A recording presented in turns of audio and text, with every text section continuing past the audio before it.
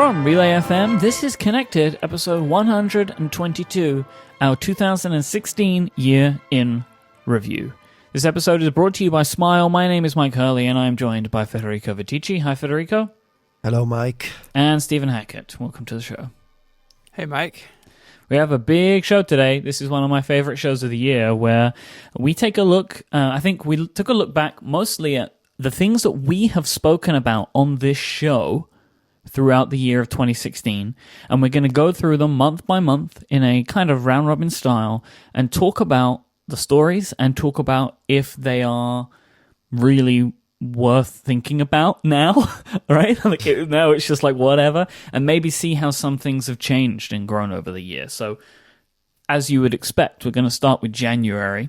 Now, January saw the launch of a really weird Apple application called Music Memos, which I had completely forgotten about until I saw it in this document. What even was Music Memos? Or is, I guess. It's still alive, I don't know.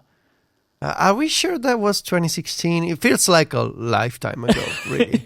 Music Memos was a lifetime ago. Yeah, we've all aged a lot. Is it still around? Is it really still around? The apple.com/music-memos still exists. Oh, really? Yeah. Oh, really? It's a top level page. There's a webpage. Wow. Yeah, it's got... I mean, the Mac Pro has a web page. Oh, dear. Wow. It still has Aperture on it, right? Doesn't... I think they fixed that. Oh, good. What can anyone remember what Music Memos was? I don't know what it is. So you would sit down as a singer, songwriter, coffee shop hipster, and you could play guitar or sing, or I think it would do piano and stuff. Oh no, I looked at the website the other night, and you could record into that. And I think the idea was a lot of musicians use voice memos for this stuff, but Music Memos, if you played guitar, it would try to match the chords, and it would put in like an intelligent drummer or a bassist and help you sort of take your like raw idea and fill it out a little bit, and then you could export that to GarageBand or save it and do a bunch of stuff. So I'm like you guys. I didn't realize this was in 2016, and I remember downloading it and playing with it, but I'm not a musician, so I was like, oh well, this is cool. I'm glad that it exists. Like it's a very Apple app to build, but I don't know what the adoption is like or what the usage is like anymore. Well, it did receive 3 updates since it came out, and the last one was in October. Wow. I think it's very cool. I still don't believe it has replaced the Notes app for musicians, and like I follow a couple of actually not a couple, maybe a couple of dozen really artists on Twitter, and I see screenshots of Notes all the time. I don't think it has, Music Memos has replaced the popularity, of Notes, the default app.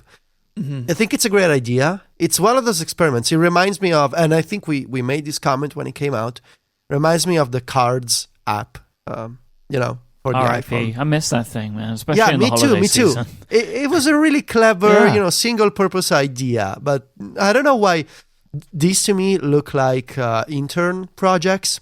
Like that sometimes they see the light of day. No, you know what? I don't think that's a bad thing. I don't think I get what you're saying. It's not in quality. It's like in why does this exist? Like it's somebody's little project. Yes. Yeah, it's got to be. Like I can't imagine that at the top level of the iOS software team, they're like, we don't want to update GarageBand. We have to make Music Memos. Like, I can't imagine that that's what occurred. It just seems strange. It just feels like maybe somebody's little 20% time project or something. And it was good enough that they're like, no, let's throw our weight behind this and actually make it as a real thing. Yeah. Also in January, we saw the preview of iOS 9.3. So this showed off Night Shift and the iPad and education changes. This was, I think, the first time that Apple has ever done something like this. It was like a big preview. They've not done it since, right? There's not been anything since. Now, January's close. Maybe we're going to see the 10.3 preview, fingers crossed. Or maybe we'll wait for that until the spring. But that was a big surprise. And there are a couple of things this year where Apple kind of broke out of their normal cycle with dealing with, announcements, where not everything was done on stage. Sometimes there were just pages put up on apple.com, or there were press releases or interviews given about new initiatives that Apple was working on, and the 9.3 preview was one of those. Yeah, and it's interesting to think about if Apple is going to do 10.3 next month. I think we're going to see, with some iPad features, I just wonder if there's going to be these big changes coming to, let's say, iPad multitasking, for example, and developers need to adapt. There's going to be some kind of reveal with betas, and new developer SDKs, and it just seems a little odd to me that Apple would, introduce these big changes without an event. But then again, there's iPads supposedly coming in March or the rumors April. that we've spoken about seem to suggest that the software is not going to be front and center. Like, this is going to be a really exciting hardware announcement for the iPad, Yes. right? Like, if the rumors are true and it's like this basically bezel-less 10.9 inch and a 9.7 body, like, you don't need the software to tell that story. The hardware tells that story. You don't need to. It would just be a little strange, but I guess okay, to have this big imagine if Split View, for example, in iOS 9 was not announced at WWDC with a proper event, but instead with a press release and a web page. That's what I'm thinking about. Like this. It's weird within the current ways that things are done, but I guess our hope is that breaks and WWDC is never the iPad thing. It's March, right? Yes. So it's like every 6 months. That's the hope. So I have my fingers crossed for a 10.3 announcement in January that allows developers and everybody to get prepared for the spring release of new iPad hardware. So we'll see. Federico, what happened in February? Well, the big story from February was Apple versus the FBI in the United States following the shooting at San Bernardino, and the FBI and the police seized the attacker's iPhone, and they essentially demanded Apple to get access to the phone. And the problem was, of course, Apple doesn't want to provide law enforcement with a master key.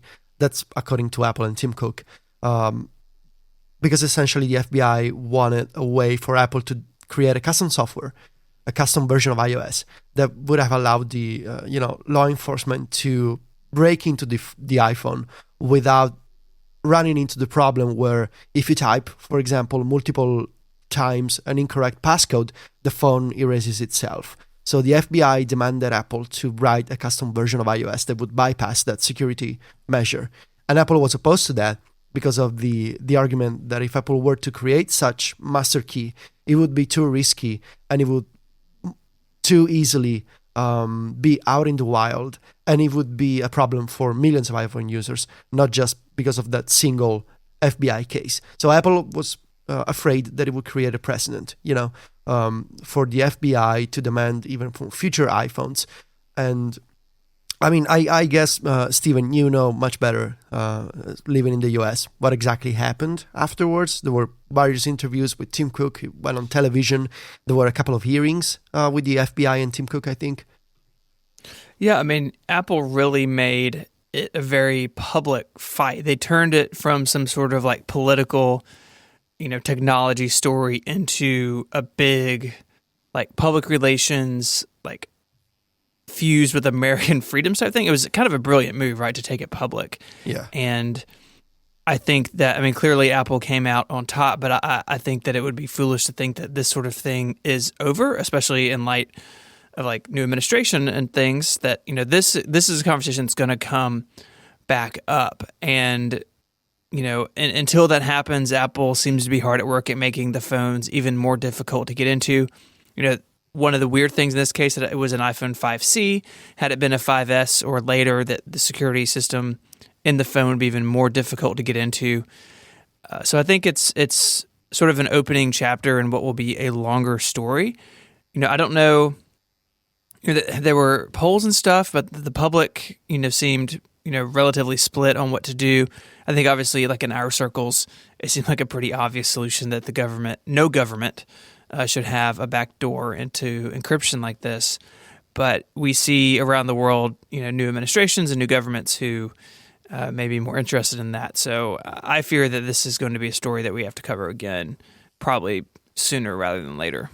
Yeah, this was fascinating, really, at the time. And I think it's one of the more interesting technology stories of the year, just because we've not really had a thing like this before, And also, like, I think at the time, a lot of us were quite impressed with the way that Apple handled this. That they publicly went out and said that they weren't going to do this, even though it was obvious that was going to be a PR disaster, right? That people that didn't care about, didn't really seem to care about security in that kind of like really intense way of understanding encryption would just look at this and be like, Apple is helping terrorists. And there was no way to spin that, right? Like that was always going to have to be a message that obviously, people sympathizing with what the FBI were trying to do would tar Apple with, right? Like they would have said, oh, they're just trying to help these terrorists, or they're unwilling to help the government. Like, that's a lot of people, I mean, and I understand why I would see that as a bad thing just on the face of it. And it's one of the other things that, as the year has gone on, I think the general consensus towards Apple has kind of changed as the year has gone on. But in February, we were really big supporters of what they were attempting to do, right? And it's funny to see how things kind of went throughout the rest of the year. Because there are just, there are other, like, not even just because there's no Macs, but with weird, strange stories like the EU stuff, which we're going to get to a little bit later on. Like, the narrative has changed quite a lot as the year has gone on, but at least at this point, it was great. Yeah. The other story from February was when Apple really upset Mike, and then they kind of backtracked on the changes they were introducing. Basically, in iOS 9.3 at that point, they were in the beta.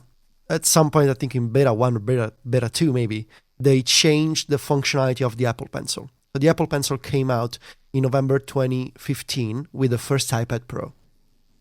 And the Pencil, the original one, even if you go read my review at that time, you were able to use the Pencil to navigate the iOS interface. So in addition to drawing and sketching, the more specific Pencil functionalities, you could use the Pencil as a finger replacement to navigate iOS, scroll, tap icons. And with the beta of iOS 9.3, they introduced a change that prevented the Pencil from being used as a complete finger replacement. And Mike and others, they got really upset. Because we were used to using our Apple Pencils in that way at that point. As I said at the time, if the Apple Pencil debuted and all it could do was draw, then that would have been fine. But it debuted, and for whatever reason, it could do anything that your finger could do. And then that got removed, and there were beta after beta were coming out of 10.3, and it wasn't changing. And then there was some outcry from myself and Gray and others. Like, there was a great piece that Serenity wrote on iMore, and it kind of like ended up bubbling up into one of those little snowstorm type scenarios that happen with Apple Press stuff. And then I think it was in the release candidate, it was changed. Apple released a press release, said that they would restore functionality, and then I think it was in either the last beta or the release candidate. 10.3 got amended and the functionality got restored. So that was a great win for all Pencil users everywhere. Yeah, have you been using the Pencil in the same way since, Mike? Nah, I assume I you're left still. it. I didn't even bother. No, of course. That's course. my You're main still use using for the it. Apple Pencil. It's why I have Apple Pencils attached to my iPads, right? Is because when I'm doing some serious work for long periods of time, especially with stuff like spreadsheets, like it's just way nicer and more accurate and more comfortable for me to use the Apple Pencil for those sort of things. And I continue to, and it's genuinely, one of the three things that makes the iPad Pro the best computer for me. Is the Apple Pencil is one of them. So it was definitely a win for you that had a big win. Consequences throughout the year. So Good job. Thank you. So we are now in March, and like most years, 2016 was, March was kind of the first big month. So we have a bunch of stories here. We had Flux, which was available to be side-loaded onto iOS devices. So if you're not familiar, something that ended up basically being like Night Shift, where an app can change the color temperature of the screen. It's been on the Mac forever. I mean, I've had it installed for years. And they, did a little Xcode project where you could sideload it onto your iOS device. Apple shut that down in a big hurry. And then, of course, Night Shift came out. When was Night Shift? Was that in 9.3 or was that in 10? No, that was 9.3. 9.3. No, 9.3. We also had the Transmission BitTorrent client infected with malware, Yeah. which was a Yes. super fun story for lots of people. That actually happened, I think, twice this year. Yeah, They it did happened two a rounds couple of that. times, actually, yes. So good server security there, guys. We also saw the Android N developer preview. This was a surprise from Google. Basically, it just sort of It just showed up. showed up on their website. Yep. And it, we've all spent time with Pixel and with Android recently, but it's Android N brought split screen to the phone, and it brought some better like software updating mechanisms, which we won't go into, but are interesting. Pretty solid update to the Android side of things.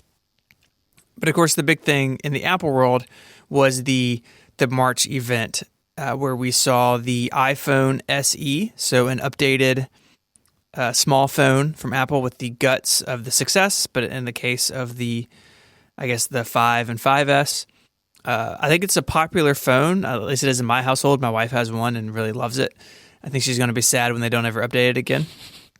But at the same time, we also saw the 9.7-inch iPad Pro. So this was the event of small devices, I guess. And of course, the 9.7-inch Pro built with the same technology in the 12.9, but went even further with things like the True Tone display, which I would really like on the big iPad. Everything. Has, I want it on everything.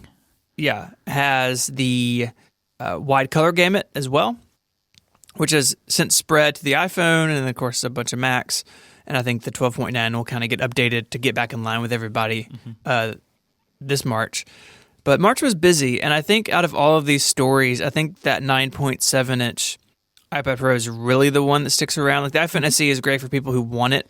It's interesting that they did it. Like I said, I don't really think they're going to ever update it again, but it's I don't think it's as important as a product as that 9.7-inch iPad Pro, just because that form factor was the default iPad size. And they got rid of the Air line and replaced it with a Pro that was more expensive, had pencil support, and really kind of pushing the boundaries of that notebook. This is also the event where Phil Schiller, so I think Apple made a couple weak keynote arguments this year, Courage being one, and the other one being this. We're like, who is this for? It's for people switching from PCs. And like I see what they're saying, and I think we argued about this when it happened, but in my mind, that's not a super compelling argument for this thing being a device. Like, the device is good on its own. And, like, I'm sure there are people switching from PCs to iPads, like, no doubt. But it was just a very strange, like, hook into this product in the keynote. And I don't know. It still seems a little weird to me in hindsight. It is strange, especially because at that time, I mean, of course, there was no iOS 10 and no new iPad features, basically, since iOS 9 the year before. But even if you consider the accessory that Apple is trying to sell as the primary way of turning an iPad into a PC, the Smart Keyboard, at that point, there were no international layouts for the Smart Keyboard. They were released in late July or August, I think, in the summer. So back in March, the Smart Keyboard was effectively only available to US users with an American layout. And it was a really strange argument to make for the small iPad Pro with just one Smart Keyboard layout, no new Smart Connector accessories. It felt like a tagline slipped in at the end of rehearsals or something.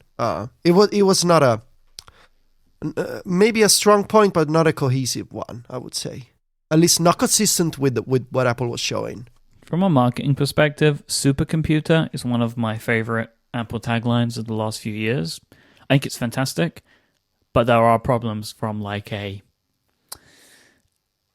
functionality perspective that it doesn't back it up. I agree with that, right? Like that they didn't give the 9.7-inch iPad Pro anything more to make it a more powerful computer.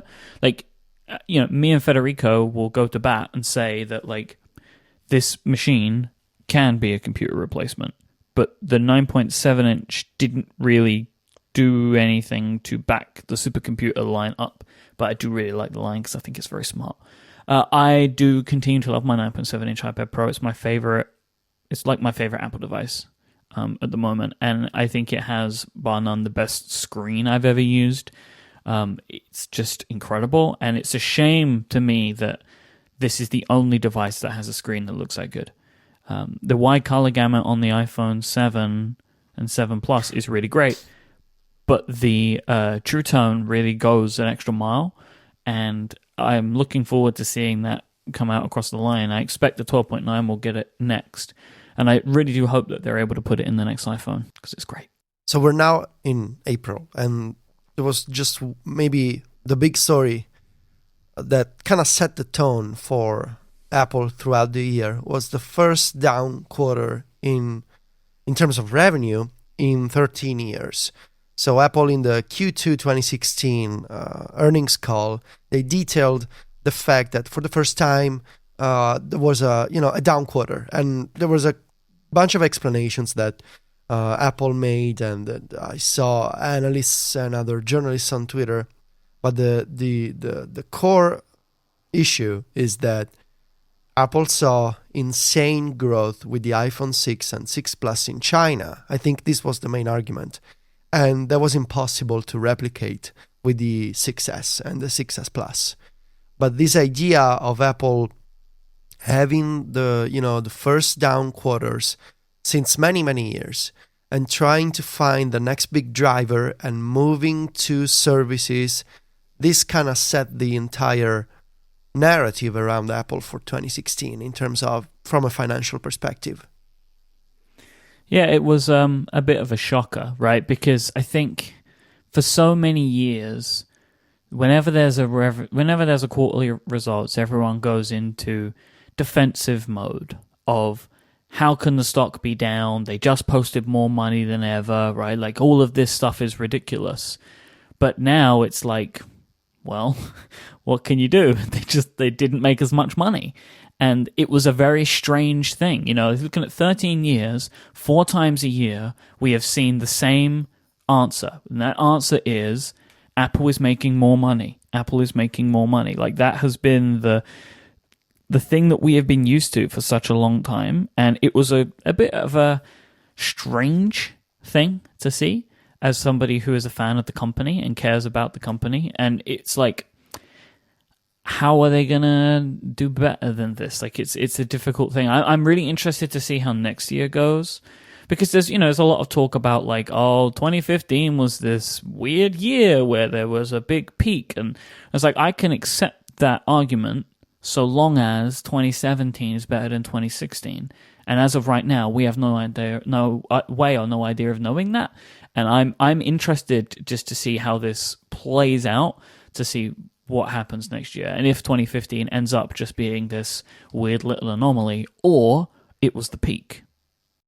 Also in April, I published an article and associated video for a big project that I had been working on for a couple of months.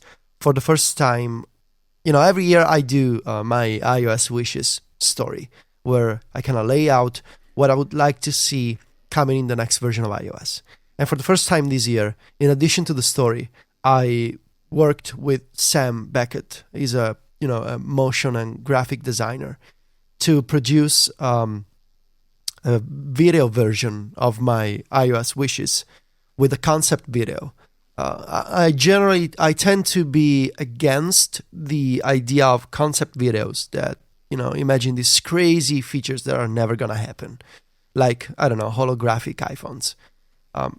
So we try to kind of combine the fact that I really think about sensible, reasonable features that could come to iOS, and to design them in a way that they don't seem too crazy, they don't seem too absurd. And the general feedback that we got was exactly what I was hoping to get from readers, and that is, it makes sense and it feels like something that Apple could do. And fun story, when I was at WWDC, I was talking to a bunch of Apple engineers, and some of them told me, well, thank you for the video, in a sarcastic way, because a lot of their friends actually texted them, and they were like, I saw you guys announced iOS 10 already. I saw the video. And they're like, no, that's not us. So the feedback was incredible, and it was my first video on YouTube, it was a fun project, I think. I loved it. I mean, I loved it because I got a video version of one of your long articles. You know how I love video versions, and it was really great. And I don't know, but I hope that you're going to do it again. No comment. No comment at this time. No comment. I don't know. Basically, the problem is if there's going to be 10.3 coming in January with the public release in March. I don't know how to. I don't have enough time to think about what I want next. Because if there's major changes to the iPad in March, there's no point in thinking about future iPad changes. There's at least no time for me because I sit on these ideas for months. And so next year, I think it will be different. Even for my iOS wishes story, the timing will be different because now iOS is effectively split between 2 releases. So, we'll see how it goes. Maybe I'll just do an iPhone one. I don't know. So we are now into May. Mike, what happened? What did April showers bring in May? They bring May flowers? May added to it, completed a long project that was oft spoke about on the show, which was Stephen completing his 13 iMac G3 color collection. So April showers brought May flower powers. Wow. Mm-hmm. Wow. You should be a poet. That Stephen. Was kind of amazing. I hope you're proud of yourself right now. I am. So this was a big project for you, and I guess now we're at the end of the year. I should ask, do you have a home for the iMacs? Are they still all in your office? They are all in my office, just over there. And so I got sort of all the content done that I wanted. I wrote a bunch, did a bunch of videos. They became a third of the book that I just published. And what the question is now is, what do I do with these iMacs? And what I think is going to happen, what I'm working on, is actually having them become part of the collection at the Henry Ford Museum. Wow. Listeners may remember I interviewed Kristen Gallerno, one of their technologists, and about the Apple One, because the Apple One turned 40 in April. And she and I have stayed in touch, and that's hopefully where they will end up, being preserved and cared for all time at the Henry Ford Museum, which is super exciting. So it's not quite a done deal yet. When it is, I'll let people know. But that's where I think they will all end up. So they'll be safe and sound, and it'll be exciting to have them as part of their collection. And I'm happy to make that donation to them because a lot of them were given to me, and I want to make sure that they get taken care of forever. That's really nice. Like, that's a good thing that you'll be able to collect them all up in good condition and then donate them for other people to see. And I guess it's also nice to not have to have them in your house anymore. Mm-hmm. Because have you ever wondered or got worried that they might gang up on you? Yeah, you have to feed them, and you have to take care of them. I mean, really, it's just about the storage space. That I only have so much storage space, and out of my big shelving units, they take up like a third of the space right now. And some of them are kind of neatly arranged in the corner. It's just a lot of computers to have, and I wish I could hold on to all of them, but I feel like if they can all be together, then that's the right answer, right? I want them to stay together, and the Henry Ford wants all 13, so we'll see where that goes. May also brought the Google I/O conference. It's more like a festival, right? They did it outside. It was this year, yeah. In an amphitheater, and everybody got sunburned, but it did look really cool, though, as opposed to just having it all in a big conference center. They had it in this big amphitheater, and it was a kind of a nice setting. That the keynote was cool. These were the big things that came out of Google I/O 2016. Allo and Duo, which I don't really think have gone anywhere. Even people that even Android users don't seem to be super hot on that, for what I can see. Google Home, which Stephen has one of, and I don't really think that you like it any more than your Echo. I like the Echo. I'm trying to be very careful not to say them because they're both here plugged in listening. I like the Echo a lot more. I have been meaning to put something together. I just haven't gotten to it yet. But I do have thoughts on the Google Home that will eventually make it on the show. Daydream VR, which is something that I do really like, and there are a couple of weeks ago there was a ton of new games come out for the Daydream VR, but everything was packed in boxes for me, so I'm going to check those out. But there was like a huge ton of content that just kind of landed all of a sudden for that, so I'm excited to check that out. And this was the first time that the Google Assistant popped up. And this was like the first talking of Google's idea of having this assistant, which was like the central core of all of their products. And it was like it showed up in Allo in a little bit. It's meant to be in Google Home a little bit, but they speak about this throughout the year again, like later on in the year.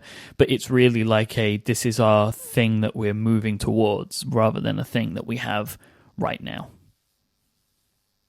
Yeah, it's still kind of limited. I mean, the full assistant is only available in the Google Home speakers. The things you can do with the Google Home, which received a bunch of new third-party integrations, I think last week, those commands, those integrations are not available in the Google Assistant in the Allo app, for example. So there's still a bit of inconsistency between what you can do with the Google Assistant in messaging with text and what you can do with voice. It does feel like several months later, Google is still getting started on this front. The Google Home came out last month, I think. Developers are still working on their integrations, and the Google Allo app is still, nobody uses it, I think. And a good move, I guess, would be for Google to actually make a Google Assistant app or to bundle the Assistant functionalities with voice and text into the main Google app, especially on the iPhone.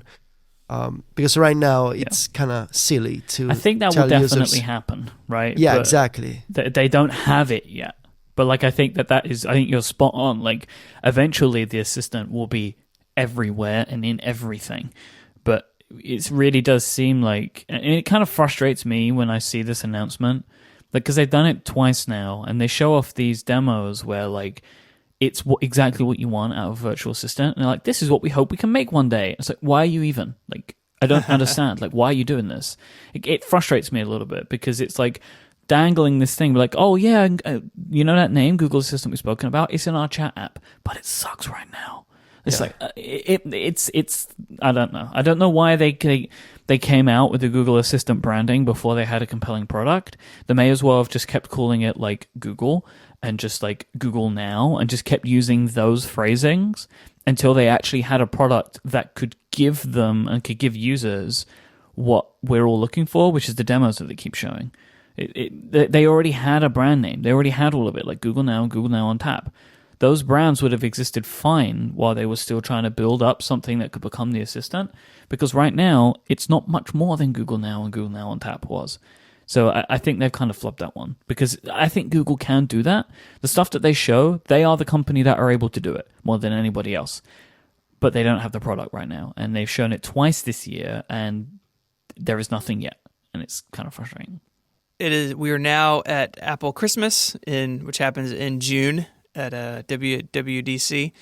But before the conference, just a couple of days before the conference, Apple announced some really big changes to the App Store, including the subscription pricing changes. So if you have an application that provides ongoing service, or you can promise regular updates, then you can charge a subscription. And if a user continues their subscription over a year, it moves from the 70-30 split to, what is it, 80-20? Is that what it moves to? And was it 15? I don't remember. It may be 15. I'm trying to live this Verge article and it's taking forever. And in conjunction with that, they announced the search ad platform for the iOS App Store. And I think in hindsight, the subscription pricing changing is good. And I think there are some apps that are slowly figuring out how to use that. I don't know if there have been many yet who I think have done it perfectly, but I think they're figuring it out. But the search ads still seem like a real mess. I mean, we all follow a bunch of developers on Twitter, and how often are they complaining that, they purposely put their competitors' names as exclusion keywords, and they still show up for those searches. Or, a lot of the things that Phil Schiller said, we're going to monitor it so the big guys don't squash the little guys, and the little guys are getting squashed. Like, it's not working super well yet, I don't think, but I think maybe they will get there. And I just remember being really interesting. They did this ahead of the conference, and I think the reason is pretty clear, that they wanted people coming out of the conference to be excited about iOS 10 and watchOS 3 and macOS Sierra and Swift Playgrounds, and let the App Store changes have their own news cycle before everyone gets to San Francisco. Yep. So it had time to percolate. There were answers to questions. Like, it was a smart move to do, because it was a very big, complex, and confusing thing that really I don't think they could have adequately gotten across on stage. And it ended up being a much smarter idea for us to think about it and talk about it and read more about it in the days leading up to WWDC than trying to put this into what was already a pretty packed keynote. Absolutely. And it is, and for some real-time follow-up, it is 85-15 split once you're there for a year. But then we get to the conference, right? And like you said, completely jam-packed. iOS 10 bringing the news stuff being better, and messages, and so many great iPad changes. Wait, not so many great iPad. Good job. Much. Yeah, good job. Good work. Yeah, nice. We saw watchOS 3 bringing really, to me, I think out of the updates, probably the most ground broken within the update itself. They really kind of took apart watchOS and put it back together with things like the dock and getting rid of glances, and it being much faster even on first generation hardware. On the Mac, we got a new name, macOS. We got Sierra, which brings Siri and a lot of file disk management stuff to the Mac. Some of that's a little bit of a mixed bag, but it's here. And then we had Swift Playgrounds, where you can take an iPad and install an app and begin to develop and learn to develop in Swift, which I think is just super cool. And they really geared it, kind of in the keynote towards like education. And I think a lot of people think about Swift Playgrounds as like, I can, my kids can learn how to code, but I think Swift Playgrounds is a lot more than that, and I think it has a lot more potential than just teaching kids how to code, as good as that is. It's the first step as well towards more development tools coming to iOS, right? Like, it's step one. It's the simple part of it. I totally agree. And, there were all this crazy stories going around, people like hacking things into Swift Playgrounds, and that it has access to a lot more than it just looks like on the surface. So I do think that I agree with you that it is a step in the right direction. I don't know if we're going to get, Xcode for iPad in June. I kind of don't think we will. But as Swift becomes more mature and as the iPads become more powerful, you can see where those lines will cross, and that at some point, I truly believe that you will not need a Mac to develop iOS apps. And that's going to be a big blow to the Mac as a platform, but it seems inevitable, and it seems like just something that Apple should do, right? That if you're building an app and you're running an app on an iPad, you can instantly see how it is, as opposed to dealing with a simulator or putting a build on your phone. Like, it takes out so many of those steps, and I think a lot of people would be really interested in that, and I think that Apple will definitely get there. Also, this WWDC made, for some personal news, it was the first time that the three of us had ever been in person together, as Federico made the journey with me to lovely San Francisco, and we had our first ever RelayCon San Francisco event, which was amazing, and I've been thinking a lot about what 2017 could be. Right now, I have no idea. But I was thinking about it in the shower yesterday, and I have nothing. But luckily, we have 6 months to think about it. So that is the plan, right? The plan is to do another one next year. We hope we can pull it off. Absolutely. I want to do another one, and I want to do something that is bigger than last year. More people doing more things. And really, we don't have 6 months. Really, we have like 4 months. But I have 6 months to think of what's going to be on stage, right? I don't have that much time to get you a place to do it. But so that's something that we're thinking about. I mean, all in all, I think WWDC this year was a big thumbs up. I mean, software stuff was good. The personal stuff was great. Mike, you and I have seen each other many times over the years, but I got to y'all's hotel and Federico was upstairs on the phone, and I just knocked on the door and there was a Federico there, and he's much taller and much more handsome than I ever imagined, and we spent time together and it was great. Well, you were younger than I imagined, so. Well, the compliments go both ways. Thanks. Both ways, yeah, I left the cane at home, so it was good. We are halfway through the year, which means we are probably halfway through the show, which means we should take a moment to thank our sponsor for this week's episode, and that is our friends over at Smile. It is the holiday season, so why not give somebody the gift of a Smile product? You will be giving that person the most precious gift of all, more time, because that is what Smile products give you. You can help your friends, colleagues, and loved ones save time by giving them a text expander subscription, so everyone will be able to speed up their typing skills by sharing snippet groups together, and also by saving the time that it takes instead of writing out that huge address or that templated snippet. You can help those you know who wrangle PDFs do it with ease by using PDF Pen on the Mac. With PDF Pen, they'll be able to scan OCR documents, edit them, and even export into Word format if they want to. PDF Pen is the Swiss Army knife for PDFs.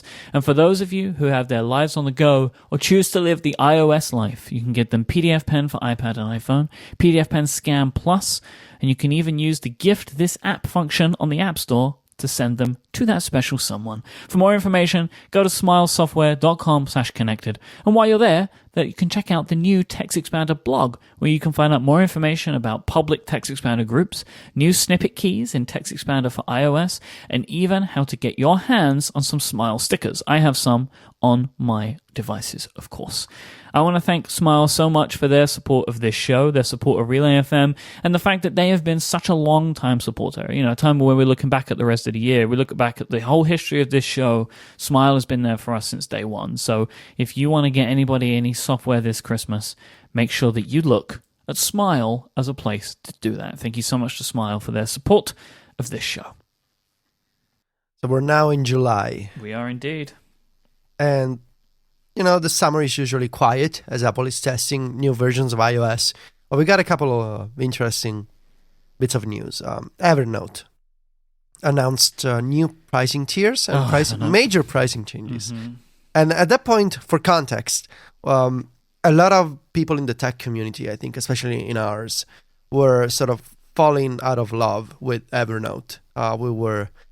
We had switched to the Notes app since iOS 9, and there were some really good alternatives to Evernote, which kind of fell behind. We've talked about this before, but, Evernote announced these changes, and in my opinion, they kind of made everything even more complicated than it used to be. Mm-hmm. So the big idea is Evernote now has 3 plans. The basic one, which is the free plan, Plus, which is $4 a month, and Premium, which is $8 a month.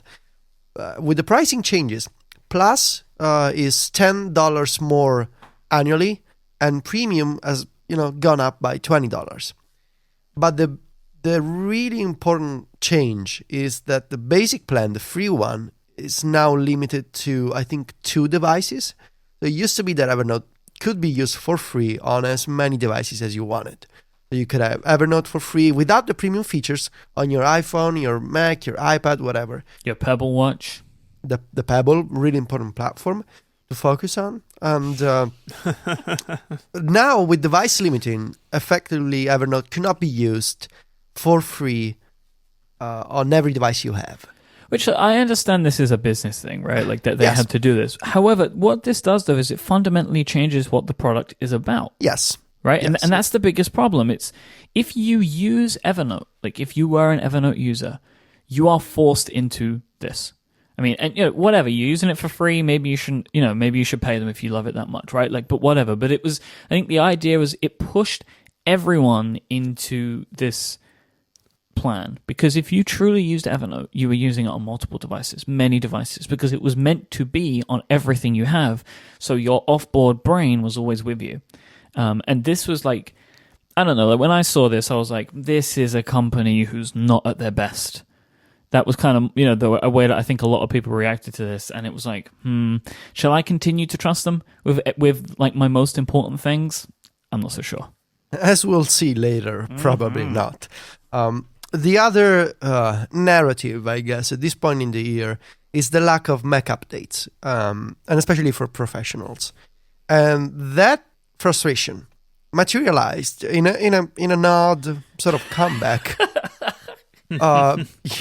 Frustration comes back in the strangest ways sometimes.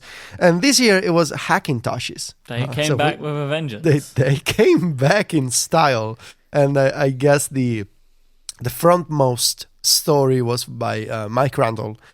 He posted this kind of tutorial, or how he put together a Hackintosh with really powerful specs. Quite a bit of a setup, of course, because there's some weird limitations, especially for iCloud and iMessage when you try to install macOS, or in this case, I think OS X or Capitan, on a non Apple computer. But this story resonated with a lot of people, and this sort of kickstarted, I think, a kind of movement that I see in my Twitter timeline to this day, which is a lot more people using Hackintoshes, but also a lot more Mac users switching to PCs. And that's interesting because for a lot of years, I thought, well, once you're loyal to the Apple platform and ecosystem, you're going to be an Apple user forever. And instead, there's sort of this ramification between people who are so fed up with the lack of Mac Pro and, professional Mac updates, either build their own or just go back to Windows, which is interesting. Kind of surprised to me. I mean, I think some people surely are doing that, but I think there's a lot of that is sort of like frustration rhetoric that people rage tweet and then, don't actually do it, or say that they're going to do it, and it's just a statement. Like, I don't think that that's happening in widespread numbers, but I mean, you're right though. It is interesting, and it does really point to the frustration that a lot of Mac users have, especially pro Mac users, that there's just not, at least in 2016, not really a machine for them, and the MacBook Pro is hobbled in some weird ways, and we didn't see new iMacs, and we haven't seen a new Mac Pro since the Reagan administration. Like, there's a lot of frustration there, and I think it spilled over into this Hackintosh story for a little while this summer. But I'm hoping that Apple has some sort of relief in the near future for these users. Also, I'm not sure why, but at this point in the year, we're started talking about 123 Note Taker. Yep, it was the birth of the incredible application 123 Note Taker. I don't remember why it happened either. It was the start of Mike's new career. The 123 brand that sort of expanded towards other types of applications and services, because Mike is also doing services now. Yeah, 123 services. And especially one big feature that we'll see later in the year would be, the 123 trip planner. Yep. In September for iOS 10. So this, that was leaked. Somebody didn't observe the embargo of 123 trip planner and wrote about it. Yeah, one of the best iMessage apps really that came out this year, and it all began with 123 Note Taker back in July. So it was a fantastic month. I think we were talking about subscription apps. So maybe, so it may have started in June, but July saw the release of the branding, which we'll put in the show notes. I think it's there somewhere. I'll find it. 123 Note Taker. And then we go to August. In August, Salesforce bought Quip. And this was a problem for us at the time because it was the document collaboration system that we were using to prepare for all of the shows, including this one. Because at this point, Google hadn't updated Google Docs. And we were concerned that Salesforce would eventually shut down Quip. But we have now all jumped Quip ship, and we're back onto Docs again because Google finally did their split screen update. But that happened.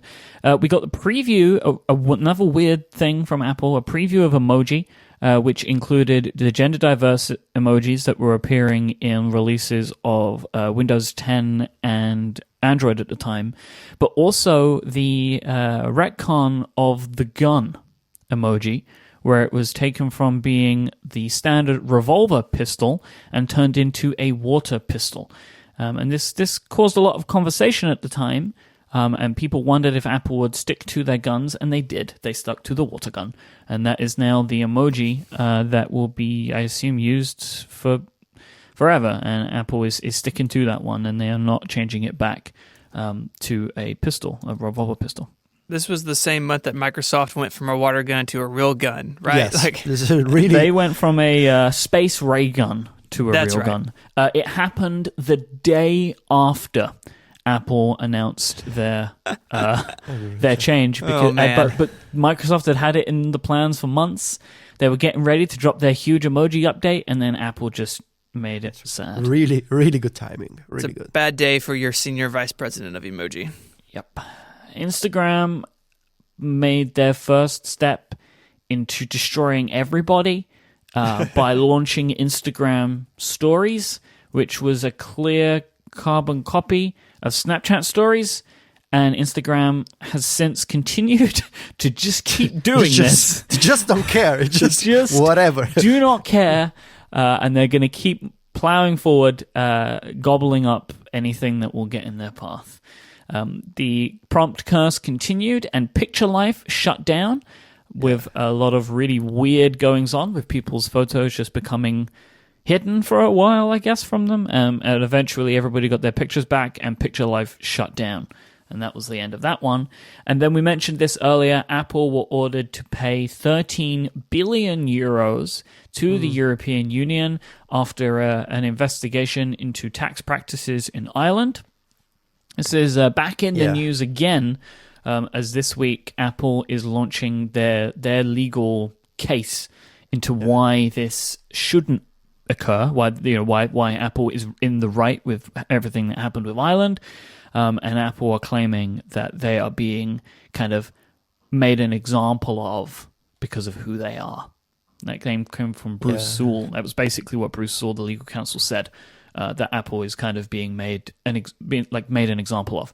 So we'll see about that. I continue to be interested in this story because it's just kind of a little bit fascinating to me that all of this is going on and everybody is saying that everybody is wrong. And those stories always end in fireworks. There's the theory that the allegation from the EU that Apple got special treatment from Ireland to, whatever it is they're doing in Ireland. And other people saying, well, it is the Irish government actually that gives these companies special treatment so they can move jobs back to Ireland. And then there's Apple denying that they got special treatment, and the Irish government saying, "Oh, well, look, we did nothing wrong. Actually, this is all, Apple paid the taxes that we asked." So it's like three different sides of the story, and everybody else is just yelling on Twitter and blogs. So yeah, popcorn time, and we'll keep an eye on this. So I think we have made our way to September, where Apple's annual fall event takes place. If June is Apple Christmas, what is September? I don't know. Okay. Hardware Christmas? No. Yeah, that's very inventive.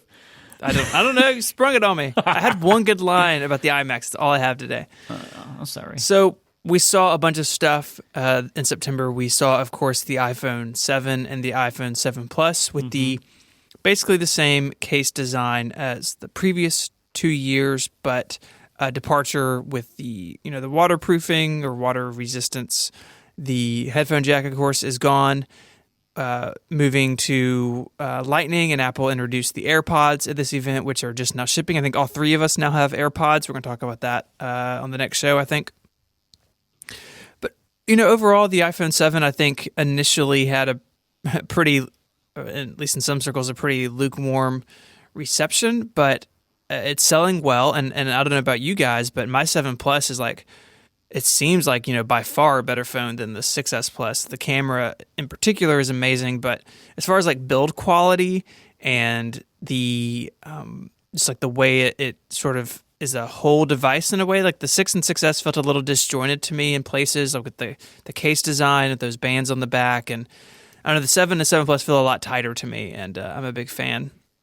Yeah, I really like my iPhone 7 Plus. I don't love my iPhone 7 Plus in the way that I've loved previous phones. Like, Really? Oh, really? yeah, because it wasn't a home run, right? Like, there are just things that are different about it, and I don't know if I like all the changes. You know, Like what? well, the headphone jack, like, Yeah. it is annoying. Like, and you know, I have Bluetooth headphones now. I have Bluetooth headphones now, which is great.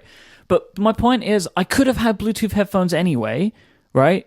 Like, they always existed. Nothing in the iPhone 7 Plus has made Bluetooth headphones any better. But now I also have frustrations.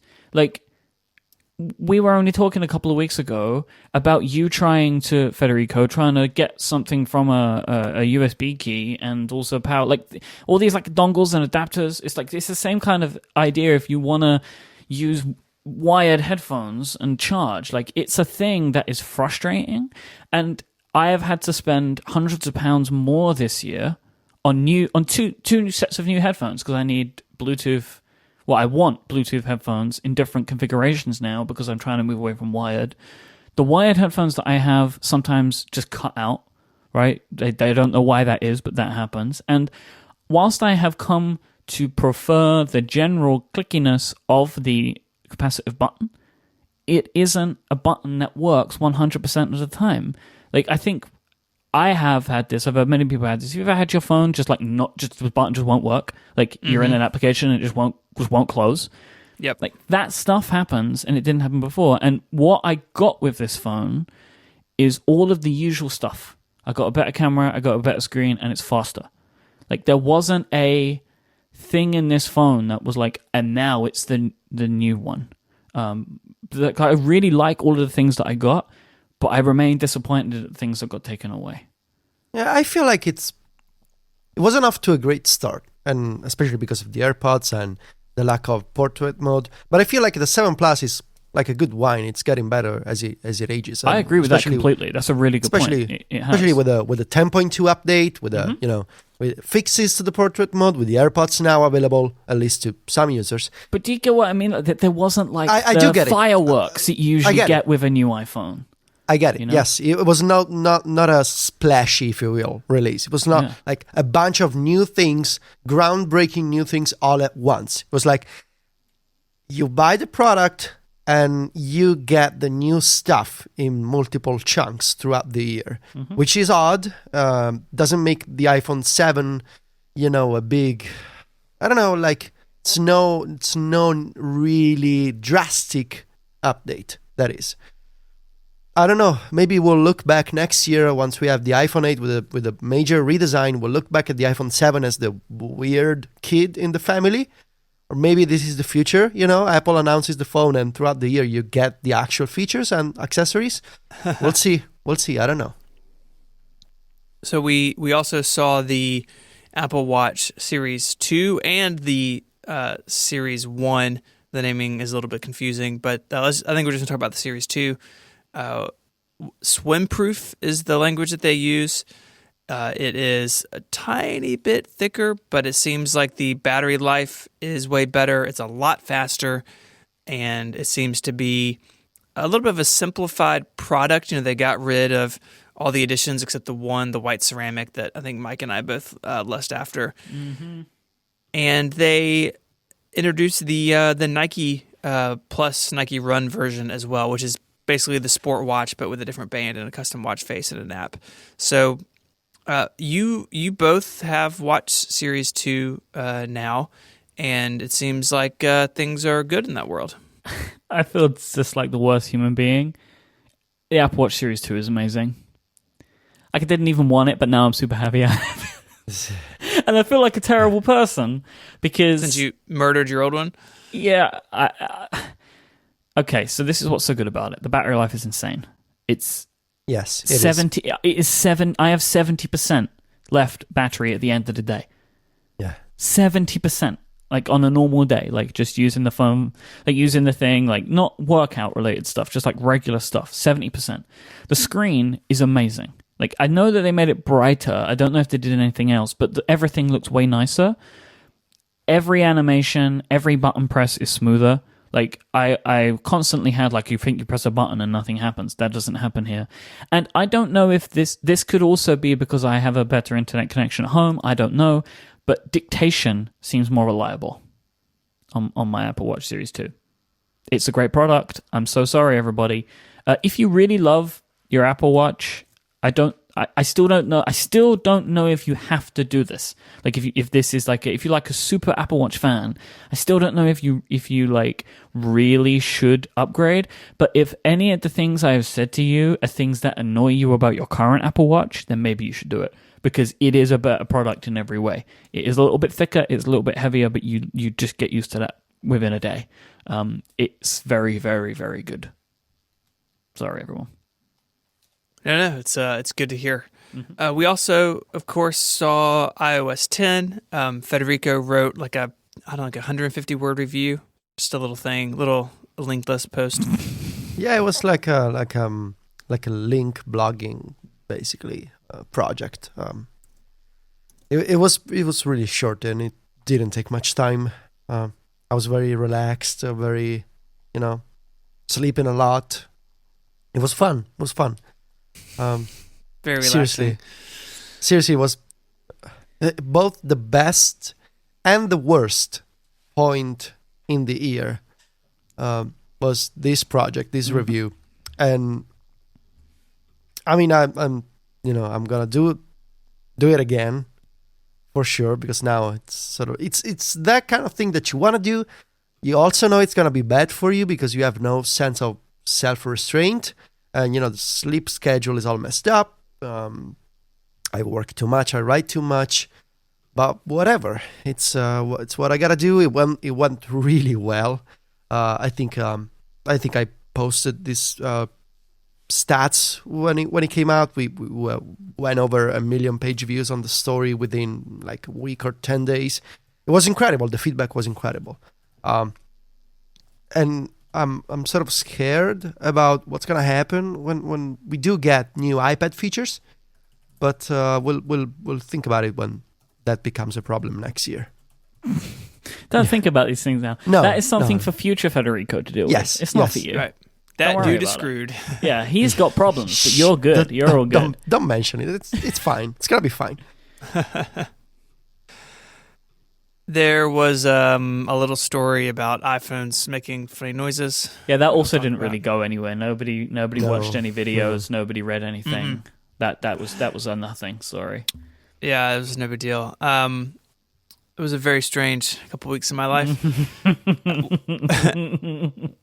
We also saw the App Store search ads launch. I don't know. I feel like the story during the beta and the story then at the launch and the story now is kind of all the same, that it's a little ho-hum and that Apple really hasn't delivered on what they said they would deliver. But this feels like iAd again. Like, yeah, it's not really. There's not really going to be anything. It's just like it is what it is. Some people will use it, but like it's not changing anything really. That's how it feels to me. I mean, maybe I'm just thinking that because it still isn't in the UK, so I never see them. I mean, I'm in the US. I don't see them because I don't like randomly search the App Store very much. But I feel like when I do see them, they're not very accurate to what I think they should be. But at this point, like I don't peruse the App Store often, and if I do, I'm just looking at top charts out of curiosity or boredom. Like I don't ever open the App Store to search for a new Markdown editor, right? Like I'm going to go read a review that Federico wrote or something that we did at the Sweet Setup, or like I go to the App Store with purpose now, and maybe that colors my experience, that I'm not really looking for ads to like direct me. But I gotta think that there are people who are whose traffic is really diverted in one way or the other due to those things. We have the Galaxy Note 7 recall disaster starts in September.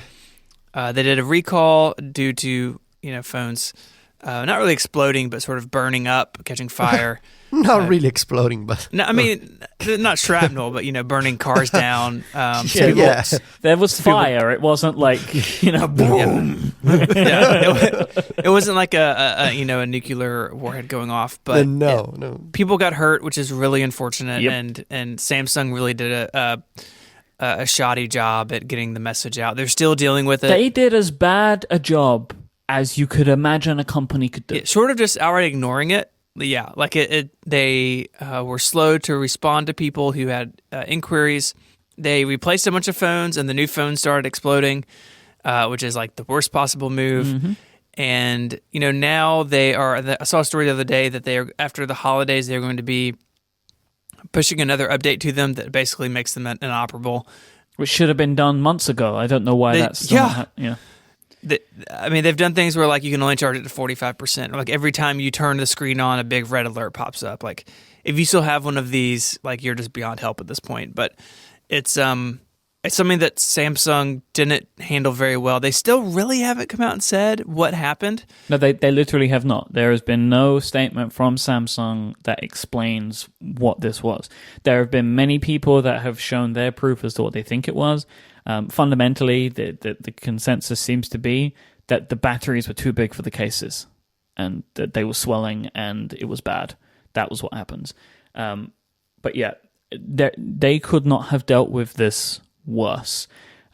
Every step along the way, they seem to make the wrong decision time after time, and it is now at the point where their brand is damaged severely. If you go on a plane, you are told you have to, like, basically it seems like the consensus is turn all Samsung phones off, and if you have a Galaxy Note 7, you may be put in prison, right? Like, it is basically considered a weapon by airlines, and I understand why. Like, the thing is, it's just a disaster. It's an absolute disaster, and this has been one of the maybe one of the three stories that was like really consumed me this year. One was the FBI one, then this one, and then the one we're going to talk about next. And I just think it's been kind of fascinating to watch how Samsung has destroyed this. And I'm really interested to see how they try to bounce back from it, because I don't know how they will. And I assume that the Note line is dead. I think they're going to have a new one in the spring, and they're going to call it Note 8, and they're just going to roll like it never happened. Think? Oh man, I think that they're going to give it some name related to cold or ice. I still think that's going to happen. I think your idea is silly. They handled it in the worst possible way, and like the next logical step on that path is the Galaxy Note 8 in March or April, right? Like, let's move on. They're going to have a little line about, oh yeah, like it's totally fine, and that'll be like. There's going to roll. And the question then is, how does the public respond? Do people buy these phones? I think that it won't sell very well. I would hope that it doesn't sell very well, because I do think the brand is damaged beyond repair, but I don't think they will realize that, or they think that, the hubris to think that they can just roll forward with no change. I look forward to see what happens, to see who's right there. I completely feel like your thought there is very logical. Well, not logical. It's completely illogical, but it fits with Samsung. Which is why it's what Samsung will do. It fits with the way that they've dealt with this whole thing. But I just like to hope that they're smarter than that. So, the September wrapped up with the Snapchat Spectacle story breaking. Mike, you have a pair now, so do you want to tell us about them? What's going on? Yeah, how did you get a hold of them? Listener Mahir, who lives in New York, got a pair for me. Mahir didn't line up for me. That would have been terrible. He had an extra pair that he bought for a friend, and a friend didn't want it. So I bought them from Mahir, and he sent them to me. So thank you, Mahir. Anybody that's listened to this show knows that I've been completely obsessed with this story. Like, I just think that this is one of the coolest tech product announcements of years past. Just and people constantly say, "Oh, they're not cool." I'm talking about the whole thing. The way that Snapchat is dealing with this, the way that they're getting around the amount that they can make, by creating this scarcity, putting them in these vending machines that appear in random places across the United States, like, all of it is just absolute marketing and PR dream. Like, they're just doing such a fantastic job, and I've been interested in getting them because I've wanted to take some weird video for my vlog, and that's why I have a pair. And I've done some of that, and I'm going to continue to do it and find ways to try and use this POV camera, because it works so well. It's just a really nicely designed product, and I don't feel like a doofus when I wear them. I don't think that. I mean, they look unlike your average pair of sunglasses, but they're not completely weird. They're not like super weird. They still have, I like the style of them. So when I wear them, I don't feel like a doofus because I don't feel like I'm wearing something that I think looks bad. So yeah, that's my kind of feeling on it. But I just think that the way that Snap, the company now known as Snap, is dealt with this and launched this product has been really cool. And I like it a lot. So there you go. I'll have more to say on Snapchat spectacles at some point in the future as I use them more and more. I will say though, the pairing process, so smart. Like, it's just so simple. You just put them on, you open up the Snapchat app, and you just open up your QR code, you look at the QR code, you press the shutter button, and it's paired. Nice. It's so simple. So simple. So yeah, they're cool. I think it's cool. I like the case. The case has the battery in it, just like the AirPods. I think it's a really interesting product. And I'm interested to see where Snap takes this. If they continue to move down this line, if they maybe try and make other types of cameras, I'm interested to see what they do. All right, so we should move on to October. October brought everybody's new favorite product, the new MacBook Pro with the Touch Bar. I think that we can all say that it's been a resounding success, right? And everyone's really happy with the direction that Apple has taken. I think if I've been reading the tea leaves correctly, I'm right in thinking that? Yep. Good, we'll move on. Apple leaves the display business and potentially the router business has been a story in October. Google unveiled the Pixel, which it's kind of crazy to me to think now that all of that happened in the same month. Yeah, the Pixel felt like a very long time ago, and I think it's because October has been a troubling time for it was a fans of strange Apple. month. It was Yeah. it was odd looking back. Yeah. I don't know. I feel like I got no work done in October for some reason. I don't know. It's been a strange month. So that the Pixel came out. I really like my Pixel. I haven't spent as much time with it as I would have wanted to, and that's probably something I'm going to try and change over the next couple of months, especially as I maybe play around with more of the Daydream stuff. But that's that. Vine was shut down. Oh yeah, but it's coming back as a dedicated camera app. Like Twitter Really? announced. Yeah, Twitter last week I think they said we're shutting down Vine as a platform. We're just keep having a dedicated Vine camera app that you just use to shoot and edit videos, the 6-second looping videos that you post on Twitter or save them to your phone. That company is just a disaster. It's Twitter is like, what are you even doing, guys? It's like, still, Vine as a social network is dying.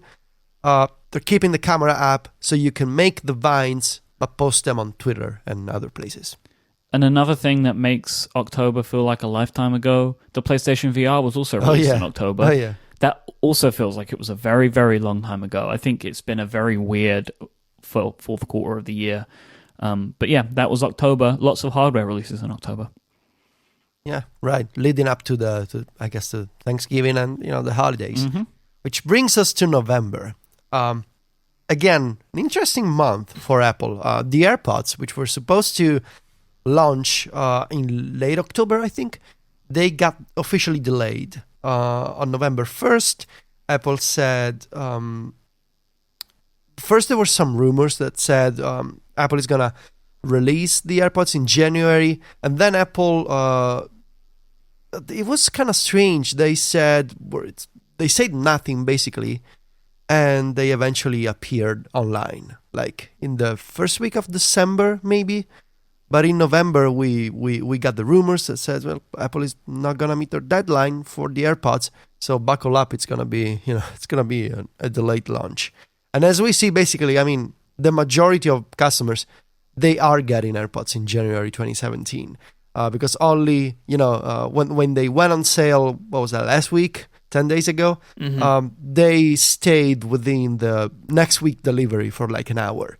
And then everybody else, either you get lucky, you walk into an Apple store and you pick them up because they're available, or you're going to wait 4 to 6 weeks.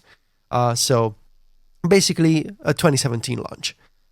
In November, we also got the Apple book, the Designed by Apple in California book, which is not really a book in the sense that there's a text or a story that you can read. It's a coffee table book with photos of Apple industrial design and Apple products, either close-ups or torn apart, like the insides.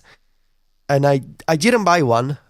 Stephen, can you tell us more about the book? Because I know you have a special relationship with this object. Yeah, it's big and it's heavy and it's vaguely disappointing that Apple didn't Wow. really get into the why of these products. That it's just like really cool pictures, and like I do love the photos of like the Apple Watch, test bed with like a board with a screen on it, and how they make the Mac Mini and how they make the Mac Pro. But it's all about process, and they really don't even explain it very well. It's like the picture of this big gear and it does things. I would like to know why. Like, why did they do these things? Why do they feel like they need to make these changes at certain times? And what's really disappointing about that is that Apple is the only company that can do that. Like, I could have made this book. In fact, I made a video proving that I could make this book. But only Johnny Ive's team can tell the backstory of why things change when and the decision making that goes into products. And that just isn't in the book. And maybe we'll start to get that as people retire and people die and we find their diaries. But for now, we don't have those stories. Like National Treasure style? Are you hoping that happens?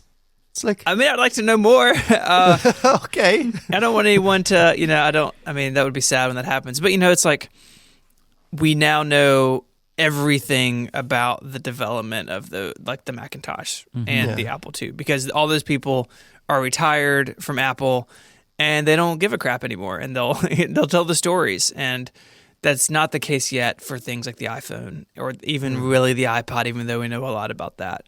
So I wonder if that will happen, I just think that the secrecy thing was very different then to now, and I wonder if those people will tell the stories or if they'll keep their mouth shut. Yeah, I mean, I may be wanting something that never comes to pass, Yeah. but I mean, the interesting thing too about the book, you guys talked about this on Upgrade this week, that Apple's made a couple of decisions from a PR perspective that are a little weird. Like, people are really upset about the MacBook Pro, which we didn't even get into, but is a thing. People want more ports and want a keyboard that works and want better battery life and all those things. That people were upset about that, and that's when they released this book. And maybe it was a little tone deaf, maybe it was a lot of money to spend on something, but that is what it is. And I think that the contents of the book are far more interesting than the environment in which it was introduced.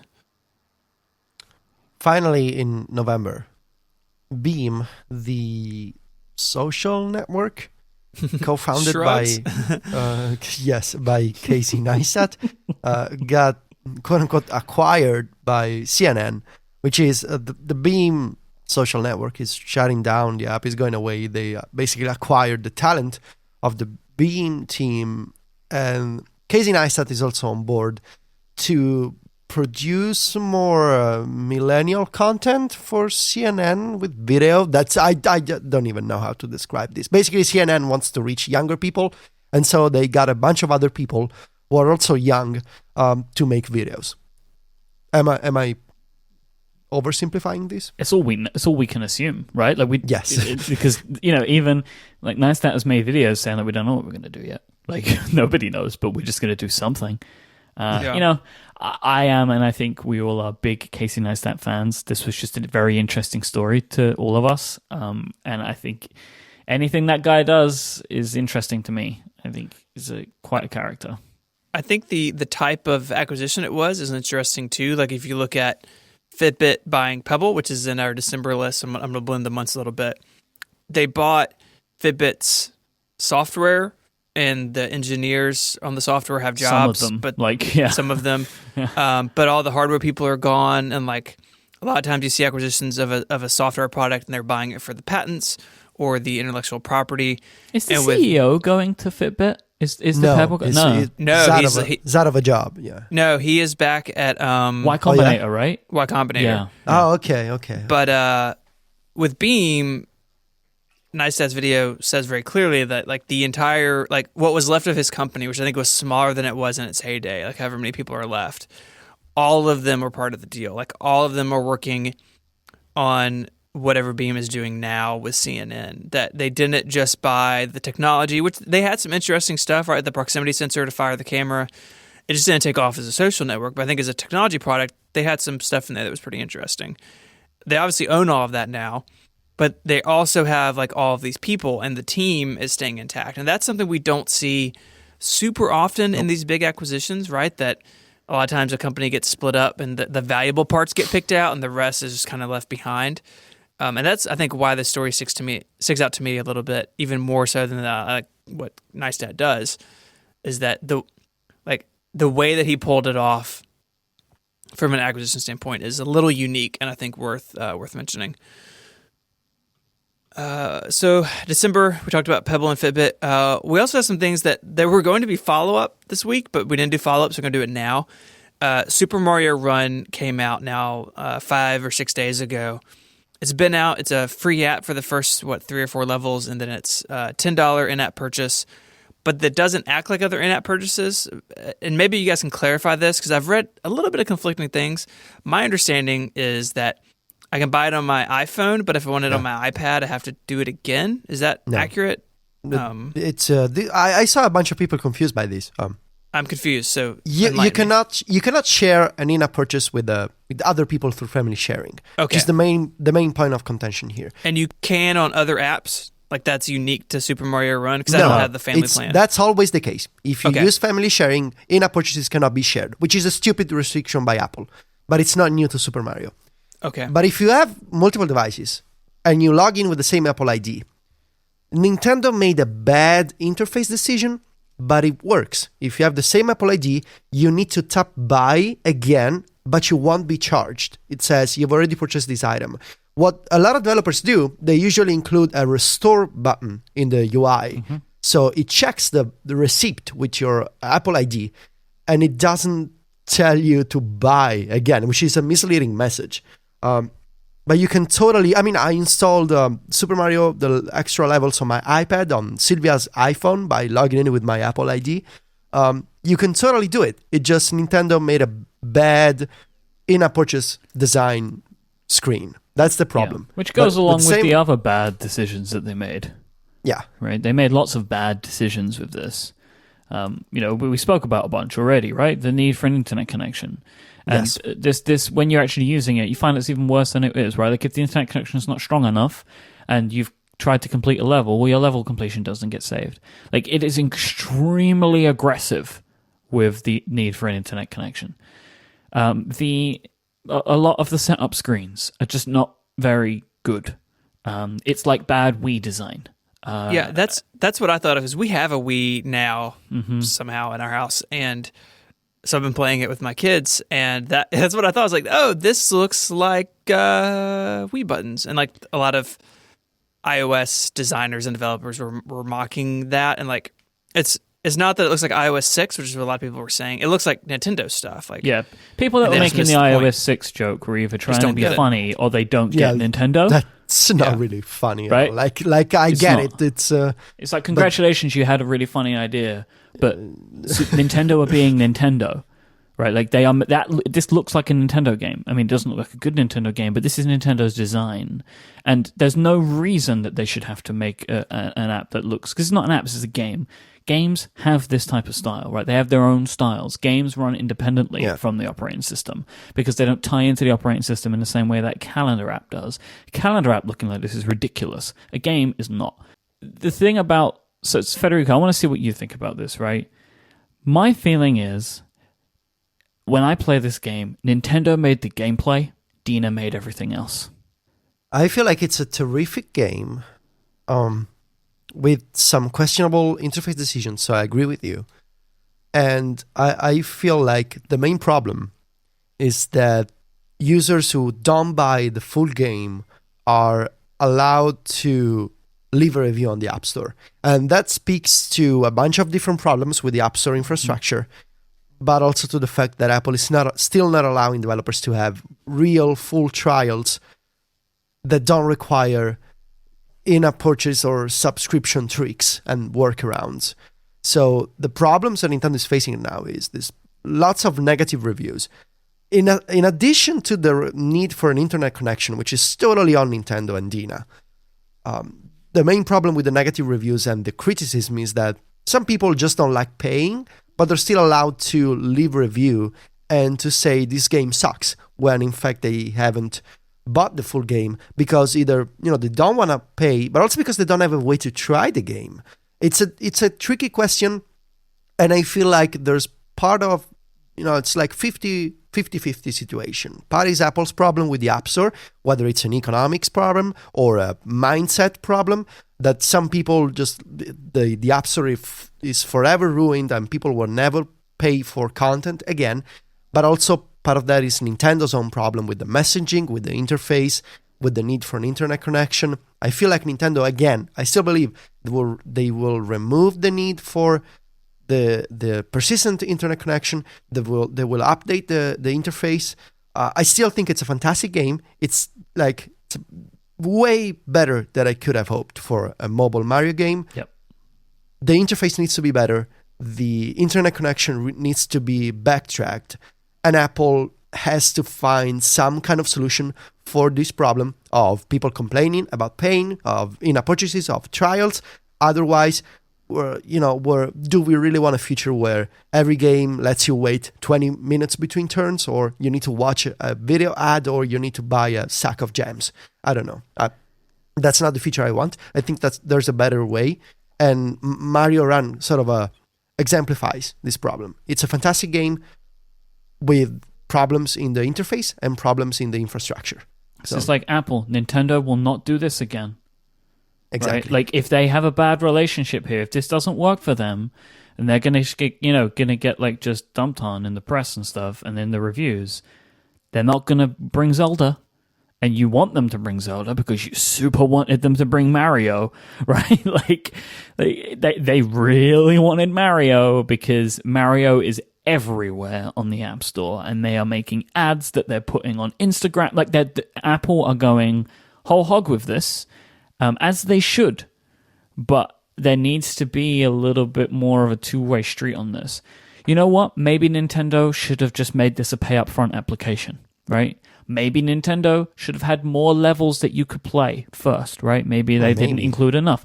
There are a lot of questions around this, but there are also a lot of questions on Apple about the things that they do, how they choose to do things, and stuff that they could do to make the App Store more inviting to developers of all kinds. And Super Mario Run is just yet another example of this, which is a game which is as good as you would want the game to be, but it is like a 2-star application. But the game is there are not a lot of levels of this. Was it like 12 or something like that? Like 12 actual levels, maybe a few more, maybe 18. But it's not an easy game. It's got the level of difficulty that you would want, and a ton of replayability. There are I've so stuck on many. this same level for a while now. Yeah, I can't and get that, past you know what? That's what you want, right? I'm getting my money's worth out of the time that I put into it. And I'm not. I mean, you guys know this. We talked about on the show for years. I don't play games, but I downloaded this because it was such a big deal, and I did the free trial. I was like, you know what? I'm really enjoying this, and it's like the only game I've had on my iPhone in years. And I've got some games on my iPad, but the only game I've had on my phone in forever. And it's great, but it's hard to see how the market's responding to it. Nintendo lost a bunch of market cap over it, even in their stock price. I worry that this will be a one-time thing. The stock price thing is whatever. The same thing happened with Pokemon Go, right? Like everybody got super excited because they thought that this was going to mean that Nintendo was the most successful company in the world again, and then the reality hit in. I mean, look, frankly, 5 million downloads on day one, right? And I saw a statistic like Pokemon Go got like 500,000 on day one. I mean, I'm sure Pokemon Go got up to the multiple millions of levels after the press and the cultural phenomenon. Which, you know what, we should have included Pokemon Go in our year in review. I don't know how I missed that. But whatever month it was that Pokemon Go happened, it was sometime in the summer. That one of the biggest stories of the year, like flat out one of the biggest stories of the year, because it is a video game that did something that I've never seen a video game do before. It was a worldwide cultural phenomenon for the time that it was. I mean, and there are still people playing it a lot, which is awesome. But like, there was that span of a couple of weeks where everybody was playing Pokemon Go. But yeah, that's Mario. I love the game. I just wish two things. I wish that everybody could have done a better job, and I wish that the focus was on the stuff that's good, not the stuff that people think is bad. What else happened in December? Well, something just happened, right? Yeah, AirPods shipped. And I know, Federico, you just got yours like 20 minutes ago. Mike and I both got ours yesterday. I used mine for a little bit yesterday. I mean, I want to save this for like a full topic, but I would say my initial impressions are a thumbs up. I think that they're really interesting. I think they are the most Apple-y product we've seen from the company in a while. Just in like, there's like little pieces of charm to it, and like little delights in the way that they work and the way that they act. That is like sort of classic Apple, and I so far I'm really enjoying them. So they're comfortable. When I've wore them for multiple hours now, mainly just around the house today. Like mine came in yesterday evening. They work really well. I can totally see now why there's such limited controls available, because the tapping to play pause or tapping to get Siri is not very reliable. Sometimes you could do it multiple times before it will work that out. So trying to have a set of complex gestures, that was just never going to happen. And I can see why they went with Siri. I still think that the Siri thing is a bad idea fundamentally, but I can see why they went with it as like a cop-out for not being able to do anything more with them in this revision.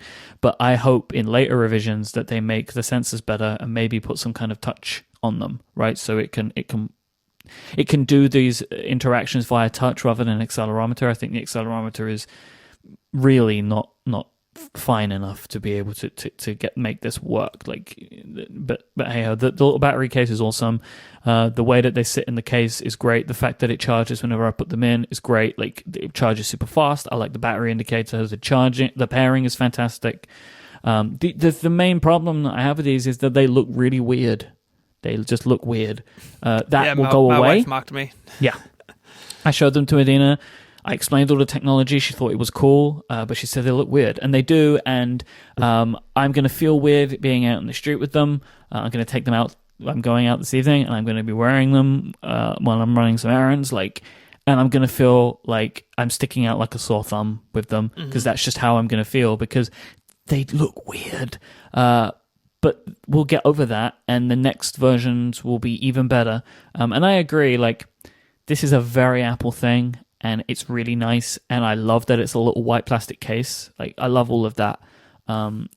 It's a really cool little product, but I feel like I have a lot more time to play around with them. But they do feel very comfortable, and it's actually very easy to forget that you have them in, because they really do not make much of an impact on your life when they're in your ears, right? They don't you don't feel it very much. So it's a cool product. Very cool product.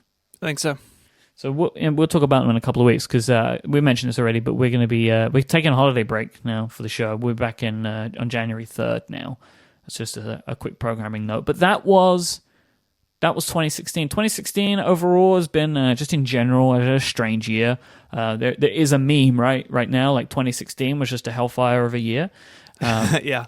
Technology was no different. It's been a very weird year. It's been a very weird year if you're a fan of Apple. There have been some highs and there have been some lows, and depending on your personal perspective, there have been more lows or highs, or more highs than lows. But there have been some very interesting changes in technology. I think there's been some very interesting stories.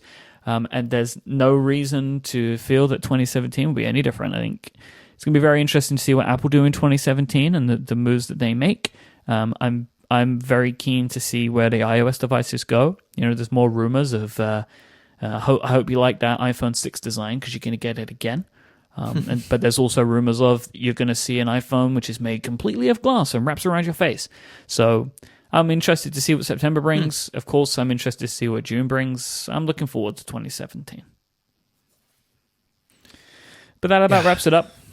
If you want to find our show notes for this week, head on over to relay.fm/connected/122. If you want to find Federico on the internet, he's over at macstories.net and at Viticci, Viticci on Twitter. Stephen is at 512pixels.net and he is at ISMH on Twitter. Really? I think so. I am at iMyke, IMYKE. Thanks again to Smile for supporting this week's show. Thank you all for listening. Have a very happy holiday season. A happy new year to you, and we'll be back in January. Until then, say goodbye, guys. Arrivederci. Adios.